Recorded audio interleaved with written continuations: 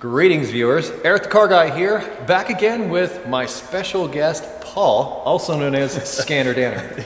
Emphasizing my first name. His name is not Dan. It's not Dan. It's not Dan. It's Danner Paul. Is my last name. Danner's his last name, but Paul is his first name.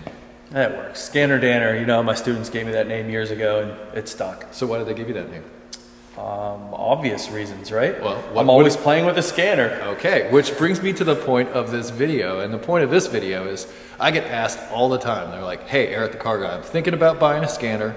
What should I get, or what should I look for? And I thought, who better to ask than this guy here, whose namesake happens to be ScannerDanner. So what we have is he's brought some of his like really great, nice, high-end type scanners that he uses with professional diagnosis, and I have some of my scan tools that are definitely not on that level, but things that are more affordable for the consumer. So we're going to take those things, talk about what those capabilities are and how they might apply to your particular situation. Now, by no means is this an endorsement of any particular type of scanner. All we're intent on doing here is talking about some of the capabilities, and you can decide for yourself whether those capabilities are worth the extra money that you might spend on a more high-end scanner. Sounds good. So why don't we go over to the bench and get a look at what we've got, and we'll take it from there. All right, Paul. You've brought us some like professional grade, wonderful scanners here that do all kinds of things that really the consumer doesn't need. But I wanted you to bring these in for the reason of, so that you can make a comparison to find out what the professional has available to them and compare it to what's available in the consumer market. That's the only reason we have these. I know we have some like really expensive, great scanners here, but at the same time, you don't necessarily need this. This is just what's out there. This is what Paul has used, and we're just going to talk about that, then compare it to what we have on the consumer level. Cool. Sounds good. Fair enough? Yeah. All right. So let's start with this guy here. Well, this is the Snap-on Verus, and I think the first thing to talk about with this tool is this is more than just a scanner. This is a scanner, scope, and a touch screen laptop all combined in one. So that's really why it's so expensive. So it's more like a tablet computer more than anything else. I mean, it's above and beyond what you would normally see as far as just a regular scanner. Yeah, for sure. And I mean, a tablet computer would be right. And then if you look at the top, you can see all these ports. You know, this would be your scope function. So it is really a full functional scope and a full functional scanner. And maybe I think one of the things we could talk about maybe would be the difference between the two, but you know, a scan or the scope part would be, you know, more of a glorified voltmeter, you know, one where you're actually doing measurements of voltage, say under the hood, and a scanner would be when you're connecting to the data link connector under the dash. So completely separate tools. You also have like all these fancy attachments here, this wonderful blow molded case, and all these little keys here that well, the keys, this part would be for the scan tool. So this is the scan tool part of the tool, and I think really that's where we're going to focus. Most of these other cables that you see in here would be for the scope, and we're not really doing that. We're focusing on the scan tool. So these keys, they call these personality keys, and every manufacturer has a different way of doing that. But what these will do is they configure the 16-pin data link connector to communicate and talk on the correct pins for the car that you're working on. So this would be something more specific beyond, like, say, a global scanner? For sure, yeah. This is something that I can really communicate with maybe 60 different car lines, and not just in a generic format. I can actually read the same information that, say, a factory scan tool could read. But there certainly is a lot of hardware here to go with this, and I'm sure, you know, like you said, this has lab scope capabilities beyond just being a regular scan tool. So this tool here, how much would something like this like retail for? I think the retail on the Verus is somewhere around $10,000. That's really stinking expensive. It is, isn't it? And I'm going to get all kinds of crap for even saying that number, but hey, I didn't make up the number. Well, and this is through school and that kind of thing. For sure. There's no question about that. I mean, the reason I have this tool in front of me is my boss owns this tool. So, you know, I mean, let's be honest, you know, we have 10 of these at Rosedale, and, you know, so maybe a plug for my boss for letting me bring this is, hey, we got 10 of these at our school, so, you know. Well, and this would be something that we'd find at I would say many independent shops, because as you mentioned earlier, you've got those keys that make it specific to manufacturer. Now, with this tool, I'm assuming you can do a lot. So in addition, like you said, to the scope capabilities beyond the scan tool part of it, but would you also be able to, like, say, do ABS codes and Yes. SRS? Would that be based on a lot on what you get with these keys here? For sure, and it's not just switching the keys. You know, maybe let's take a newer, maybe a newer Chrysler, for example, would be the K25 key. I just know that from memory. Maybe not all of the modules talk on this same K25 key, so just what you said, I would switch keys so I could switch to a different module. But basically, what we look for, you know, from a professional standpoint, is I want to be able to communicate with every system on that car, you know, that I can to aid in my diagnosis. Right, and that's what would be the difference with professional grade, because this gets down to the tiny little details, all the little minutiae and things like that. Yeah, I mean, it might be a power sliding door or something that you're certainly not going to have any information on with a global OBD2 scan tool. You're not going to read like power sliding door, you know, inputs and outputs and codes and things like that. Which is why this tool is so capable. It's not specific to any one manufacturer. It works across many different manufacturers, and they're constantly updating software and things like that to keep this up to date and keep it relevant. And let's be clear too that, you know, I get this a lot too, is what's the best scan tool for a particular car? You really can't answer that. I mean, really the best scan tool for a car would be the factory scan tool. Right. You're not going to beat a factory scan tool for what that car can do, or what the scan tool can do on that car. The guy that engineered the car is the same group of guys that engineered the scan tool to talk to the car. So right. So it's kind of a no-brainer as far as that goes. Yeah, for sure. But you know, in the aftermarket, like I work in the aftermarket. I work on 40 different car lines. I need a good universal tool that can communicate and talk to and give me as much information as possible on these 40 different car lines that I work on. So let's just separate that out right now. The manufacturer specifically makes their own scan tools for their own software to communicate with their own vehicles and everything that goes along with it. Correct. So that would be basically the do all end all. However, if you're out in the world and you're working on many different types of vehicles, something like this might be the way to go. Yeah. Is there something else comparable to this Verus that's out there? Yeah, I'm not sure exactly about the scope, scan tool, and laptop combination. You know, I know Snap-on certainly does. They have something that's called the Modus, which would be take the touchscreen PC out of this, and it's just a scope scan tool combo, and it's a little bit cheaper. Mm-hmm. And then there's other manufacturers that are doing similar things, but I'll be honest with you, I don't know names. You know, really, I'm exclusively Snap-on. Okay. Well, I see you also have brought its grandfather. Would you say? I did bring the grandfather. This one's actually mine, and you look how dusty the case is. I mean, well, once you've got this, yeah. This sort of becomes obsolete. Well, it does, because everything that is in here in the old red brick, which is what this is, the MT2500. I've used that myself. Yeah, everything that this was able to do is inside of this tool, and you can see I'm pretty outdated here. What am I up to? My imports, I'm only up to 2000, and my domestics, I'm 98. I'm ashamed. Well, you don't need to be ashamed. 99 on my domestics. Because you have the grandchild next to it. Yeah, for sure. But this was a tool that also handled OBD0 and OBD1. I remember it having all these different connectors in here. Yeah, we got the same type of much setup. Smaller pile of keys. Yeah. And I got the same, you know, data link connector, and so that would be, you know, 16-pin global, and then just to give you a comparison. And before the days of internet and downloads. Yeah, right. We had like actual cartridges. The cards. It's almost like, you know, Sega Genesis. Yeah, it really is, isn't it?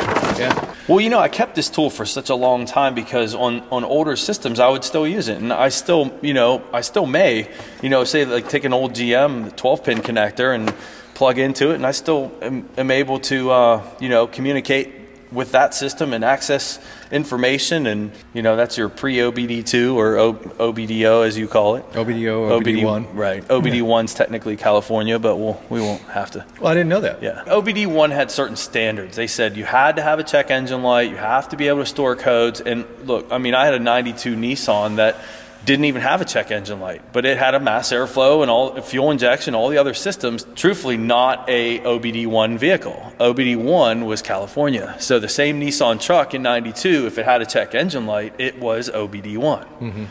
Yet they followed the same, do you know what I mean? They followed the same kind of principles. OBD1 just had guidelines. So, I mean, to be specific, that's why I've always avoided the term OBD1, because truthfully, OBD1's California. Okay.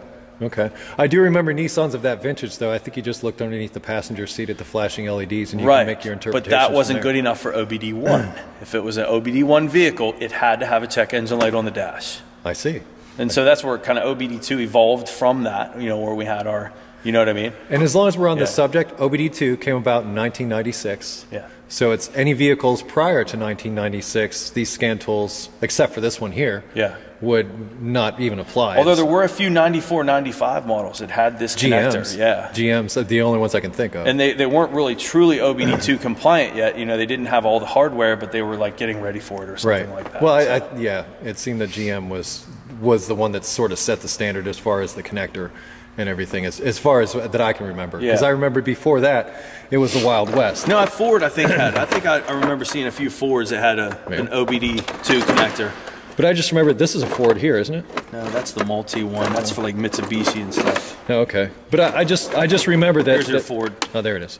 I just remember during that time they had several different types of connectors before there was the universal OBD2. Which is what a lot of the cables really in both boxes. Like if you look at this one, I kept a lot of, you know, these are all pre-OBD2 connectors too, you know, so I can really still work on the older cars with this newer tool. And I mean, OBD2, really the standardization was awesome. I don't like the government stepping in and telling me the way things are either, but this is one of the situations where, man, it worked really... Because it was Wild West before that, because as you can see, you had to have all these different connectors, you had to have all the different software to talk to all those things. It was a lot more difficult back then. It was. So before OBD2 came along, it was a lot more difficult than it is now. So yeah, these standards really did help a great deal in that sense. Now, what's beyond OBD2? I don't really think I can answer that, truthfully. I may have heard of OBD3, and I don't even know what's involved there, but I know what's happening now is like they're getting rid of this stuff, like on the newer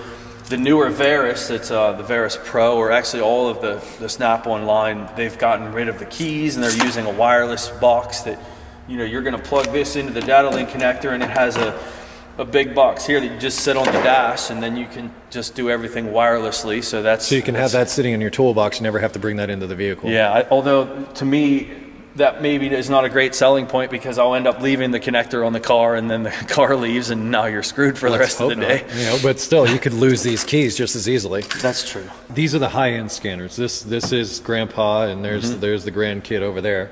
But what I have here is my Actron scanner that I've used. Now this was something I actually bought. I think it was Sears, like a long time ago. But it was an OBD2, just basic scanner, and it just gave me basic information. But what I liked so much about this one is it actually gave me live data. And that was what was important to me. I wanted to be able to look and see what the computer was seeing. Particularly, one thing that comes to mind is speed sensors. Whenever I've got a speed sensor or a speedometer that's not working on the dash, I would plug this in, take it for a drive. If I had a good speed reading on the scanner, I knew that the problem was in the dash. But if the speed reading on the scanner was freaking out like the speedometer was, then I could condemn the speed sensor. Yeah, it's a good direction tool for sure. Yeah, so that's all I was really using it for to start with. Now recently I've come across this one, which sort of speaks more to what you were saying about your Snap-on scanner, to the wireless technology, and that's what this has. So this is something that's also quite affordable, that's available to the consumer. And actually I'm going to do a review on this, but I just brought this out to show that they have come a long way from what they were just a few short years ago, and then also what we see there. Yeah. So why don't we, to help round this out, why don't we go over to a vehicle, plug it in, look at what the different capabilities are, and find out what we would be looking for if we were to purchase a scan tool. Okay, cool. All right, now we've taken the Verus and we've hooked it up to my 04 element, because we're going to need to talk to it. Yep. And the whole purpose of this is to basically show what a high-end scan tool is capable of. And then when you do your search for whatever tool that you decide to buy, you can say, well, it has these features or doesn't have these features. So we'll start with a Verus, and then we'll plug in my scanner and see what that does, and just do a kind of comparison to see how, you know, what the difference in price actually means. And you realize we're condensing like a 16-hour class into like a 10-minute video, right? Exactly. And all we're doing is a general overview of, because it is 16 hours when I do the Verus training for my class. It's 16 hours. Well, of that I have no doubt, but we don't have that kind of time. No, we don't. Well, I think the first thing to point out on this is the main screen, would be there's two modes here. There's scanner, and then there's OBD direct. This OBD direct mode would be basically what you're getting when you buy an aftermarket global OBD2 scan tool. When you say global, what do you mean when you say that? Well, global is an OBD2 standard that they've standardized globally, the communication protocols and how the car is going to talk to you. So regardless of where the car comes from, if it's being sold here in the United States, it has to meet these certain standards. So that OBD direct, we could also call that global OBD2, or also known as generic OBD2. Well, I think to show maybe the difference between the two, because we're going to do that with your scan tool too, is I can really show you a difference here and what we get out of these two methods of communication. Go for it. Just going to the scan tool, I have to identify my vehicle. Connect OBD2 adapter with the K20 key, so that's cool. I got these keys in my hand. It tells me which one I need. Do I want to load this? Yes, I do.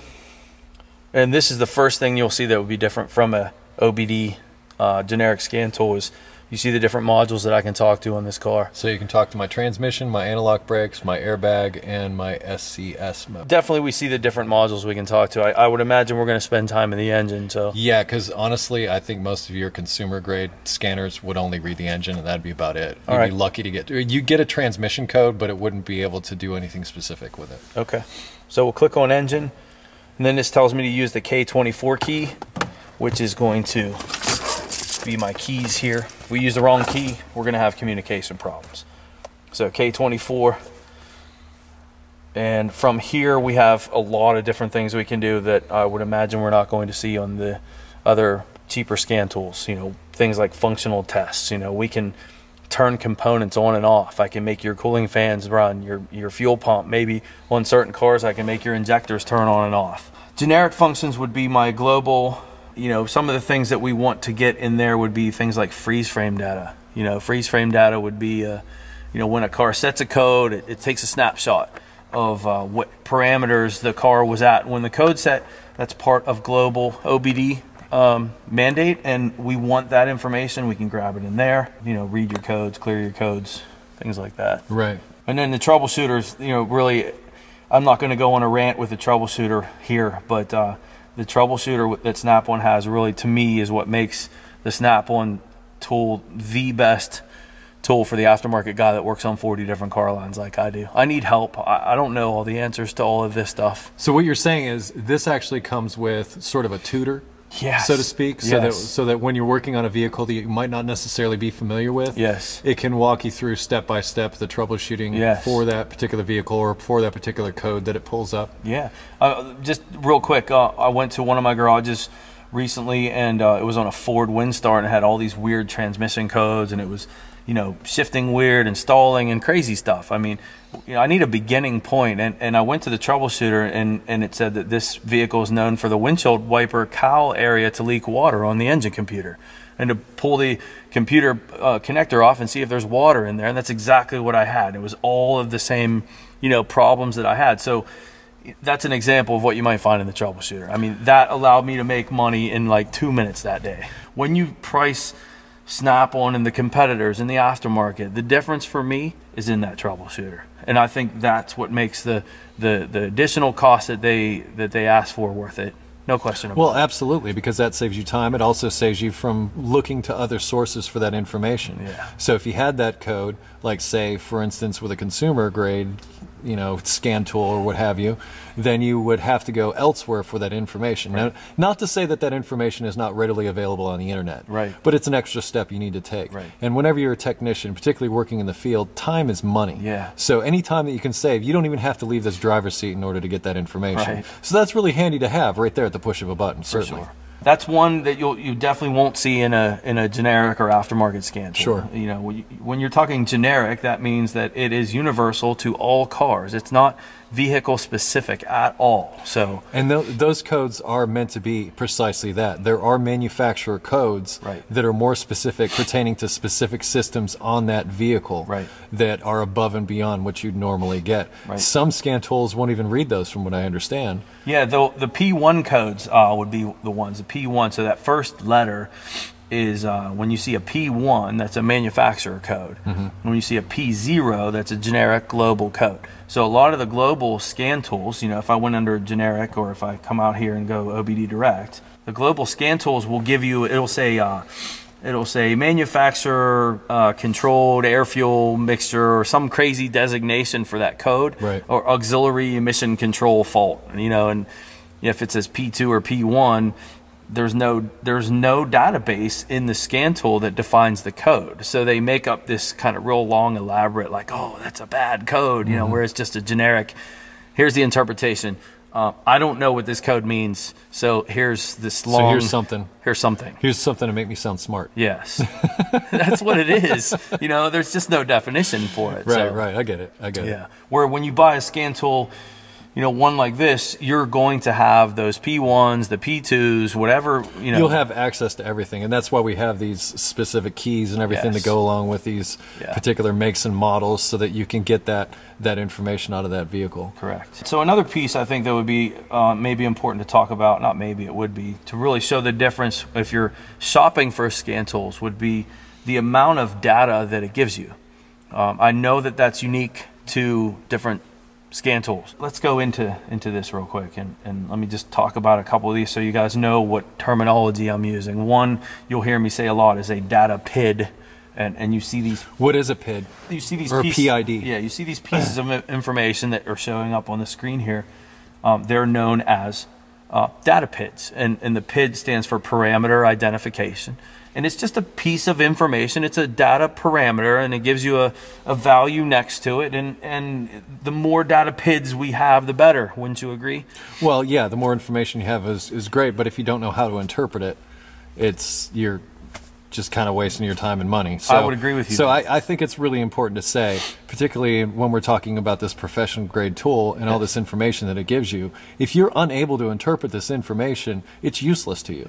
It's just as useless as not having this tool. I agree. So, or not having any tool at all. So, in addition, this is only the stepping off point. Yes. In addition to having a tool that can read codes, you have to really think about what you want to get from that tool. If you're a professional in a shop working on several different makes and models, this would be perfect. Yes. If you're at a dealership working on one type of model, well, they're going to provide you with their scan tool, which would be the best thing for their vehicles. Right. So you really have to somewhere find a balance between what is at the high end, or maybe a tool that will train you when you're using it, and that's also, you know, that's also great, because this will do that. I won't take you there now, but like, I don't know what the CLV percentage data PID is. I don't know what that means, but I can go back to the troubleshooter and go under the I forget the specific name. I think it's called it's Fast Track Data Scan is what it's called, and you can go under that and you can find that CLV, and it'll tell you what that abbreviation is and what it does. And so, I mean, that's kind of a tool that teaches you. Do you know what I mean? Mm-hmm. So, again, you're paying money for You're paying more money for more features. Yeah. So, usually, the more you pay for the tool, the more features you're going to get as a result of the money you've spent. Like you said, usually, because we were just talking about that off camera. Exactly. It doesn't always work that way, does it? It doesn't always work that way. You can sometimes spend more money and not get value for that. So yeah. It's really difficult to try to figure out value for money. And this is a very difficult question to answer, as we're finding here. Yes. Because we can start with this and talk about it all day long, but does that help you solve your search for the perfect scan tool for you? Right. What you really have to do is sit down and figure out what your capabilities are, what your needs are, yes, as far as what you're looking for from the scan tool, and work from there. Yes. So as far as brand, anything else, all that comes with basically you being able to read the spec sheet and know what you're looking at when you're searching for that tool. If you can interpret the data, and I like that you mentioned that. I mean, if you don't know what any of it is, then why are you searching for a scan tool that'll give you more data? Well, if you've got the $10,000 to spend on this, then it'll teach you. Yeah, that is true. But not in all circumstances, but for sure. Let's compare the two, and just to kind of get an eyeball of this list here, we have a really, I'm not going to count these, okay? We have a big list. You see that scroll bar that just showed up right there. So we got a whole bunch of data PIDs on this side, and we have the same thing over here on this side. And I'm just gonna throw a number at you. Maybe it's 100 or so data PIDs that we can look at. Remember where we are. This is a 2004 Honda Element. Okay, so I'm going to switch this now, and I'm going to change vehicles. So I'm going to exit out of this Honda, and so now it says no active vehicle at the bottom. Go back to my home tab. I'm going to go OBD Direct now. So this would be more your generic scan tool, and go to OBD Diagnose, and I'm going to start my communication. Just asking me if it's 12 or 24 volt, no vehicle specific stuff. And notice we have to pay attention what keys we're using. I need a K20 key now. All right, so now we're doing more what a global scan tool would do. Nothing really crazy. And I just want to show you the difference in data PIDs, how many we have between a global scan tool and a factory one. And we'll just compare the number of PIDs that we had available. I think this is something that it would be worth researching if you're going to buy a generic scan tool, is what software is in it that will allow me to view as many data PIDs as possible. Yeah. I have seen some cheaper scan tools, less than $200, that really will give me the same data list that my factory one will give me, because they have factory information in there. Just an example, this is it, man. I have no scroll. This is all the PIDs I have on this car. So you see the difference in the amount of data parameters I can look at here under my global compared to I could under the Honda. All right, let's go grab your scan tool. Let's do it. The first thing is I plugged it in and it was powered up already, so that's kind of cool. Yeah, it is. This is really designed for the consumer, and a lot of, well, I don't know. This is the one that I have, and this is what I've used for many years, and it's served my purposes. There have been times where I've wanted more, but at least it could give me some information. So you can read codes, you got pending codes, erase codes, view data, but like if you scroll down, view freeze data and drive code monitor, OBD2 test, onboard systems, record data. Oh, so that's cool. It does have a record function. Yeah. And also one of the things that you can modules present. Yeah, I think that's what it was. Modules present. Let's talk about that for a second. If you that's another important feature, I think. Yeah, I think so too. If the reason we want to be able to limit data PIDs is, I always compared it to I don't know if your viewers have either, the old Tomb Raider game on PlayStation 1, where you would get into a certain room and there'd be all of this stuff going on. There's lava flowing and the walls are moving and you're running, but you're running in super slow motion because the refresh of the screen is just not enough. And if we can limit the amount of data that we can collect, we can speed up the process. Sure. So when would that be an advantage? So let's say you have a TPS that has a glitch and you're doing putting your pedal to the floor and you're looking for a glitch in the signal.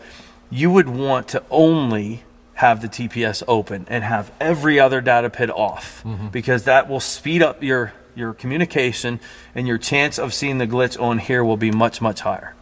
So maybe another piece that your viewers would want to know would be a tool that allows you to limit the data PIDs. Yeah, and I use it when I'm checking catalytic converters. I compare the front and rear O2 sensors and have them sitting right next to each other. That way I don't have to scroll back and forth. I can just look at it, and at a glance I'm getting that information. Cool. And once again, we're getting back to your education and your ability to use the tool. It's not so much the tool itself that's going to solve the problem for you. You're going to have to know how to use it in order to be effective with it. Yeah, for sure. So no matter what you decide to get, you need to have some basic information so that you have some idea what you're looking at.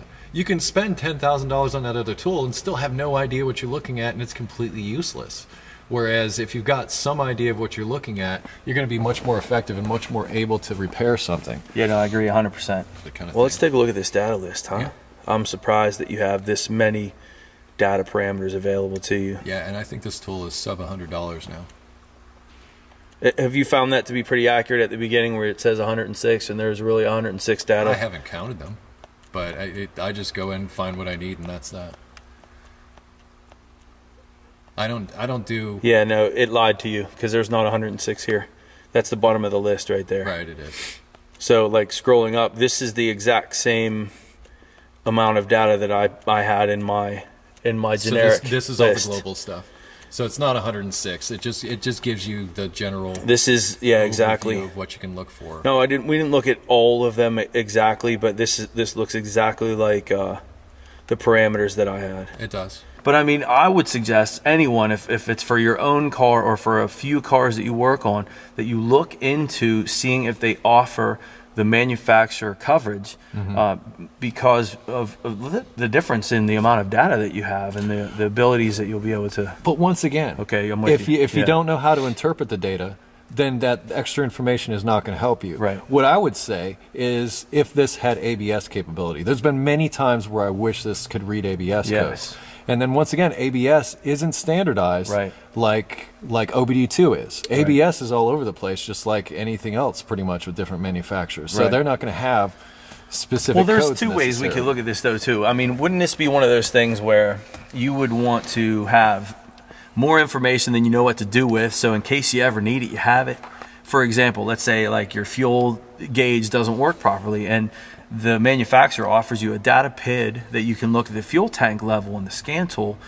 You might not know what it is originally, but 2 years later, you now have a fuel gauge problem. Now you're going to go research it. Now you're going to go do your work on it, and guess what? You have a data PID that you can now use. Do you know what I mean? So I think it's always better to have more. But if the goal is to hook up a scan tool and read a code, and then change the part off of that code, then go buy the cheapest freaking scan tool that you can find. That's it. End of debate. Yeah, that pretty much covers it. Do you know what I mean? Right. Why are we even debating? If you're going to be hanging parts, buy the cheapest thing you can find. Exactly. But if you actually want to interpret the data and use it to do some diagnostic work, you're going to want to, one, be able to understand the diagnostic work, and two, you want to try to find a tool that's going to be able to do that. For sure. So you're somewhere in between there. Yeah. But mostly I say it's going to be the capabilities of the tool. As I said, any scan tool is going to be able to read global. Right. I think we can agree on that. Right. But then, as you saw, there's more manufacturer-specific information that's out there as well. Right. In addition to that more specific manufacturer information, you might get transmission codes.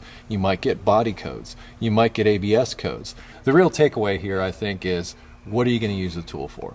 Are you going to use the tool to pull parts or to pull codes and replace parts? Get the cheapest thing you can get. If you're going to use the tool to do some actual diagnostic work, you're going to want as much information as that tool can possibly give you.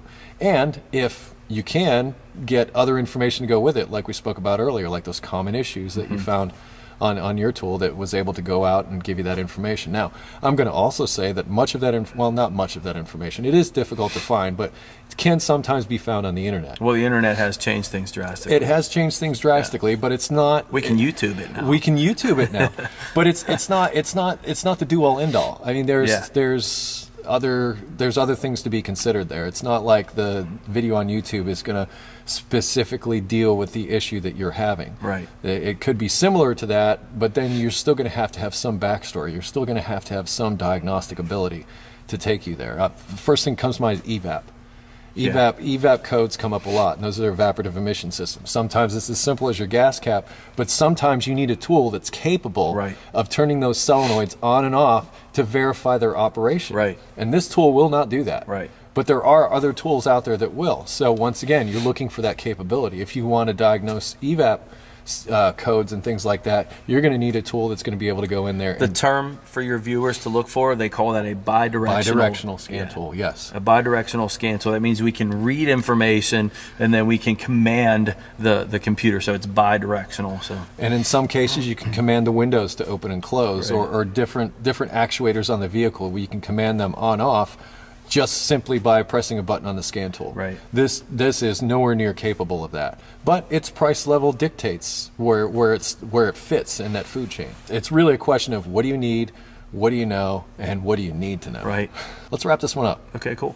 Well, there certainly is a lot to talk about and a lot to think about when purchasing a scan tool, especially after talking to you and all the different things you've got that we just scratched the surface too. We did just scratch the surface, and that's the thing. Whenever somebody asks me that question of, Eric, what scan tool should I buy, or what should I look for in a scan tool, that is a very open-ended question, because as you can see, you can go from everything to just what you need, and somewhere in between there is the type of user you are. And I think that's the first thing you need to determine before you go out looking for a scan tool. Are you just needing to pull codes just to see what that check engine light is on for? You don't trust taking it somewhere. Some places charge like an hour diagnostics just to pull a code. If you want to do away with that, actually for what you could spend on an hour of diagnostics these days, you could have a scan tool that would tell you that, so that it could tell you the code. But then you still need more information from that. That code is just a stepping off point.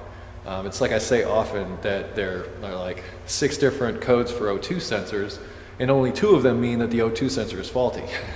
The rest of them means something else. So you have to know what you're looking at, number one. And number 2, you have to be realistic about what your expectations are. So if say, for instance, you're opening up your own independent shop, or maybe you're a technician looking to have a scan tool on the side for maybe your side work or something like that, so you will be working on more than one type of vehicle.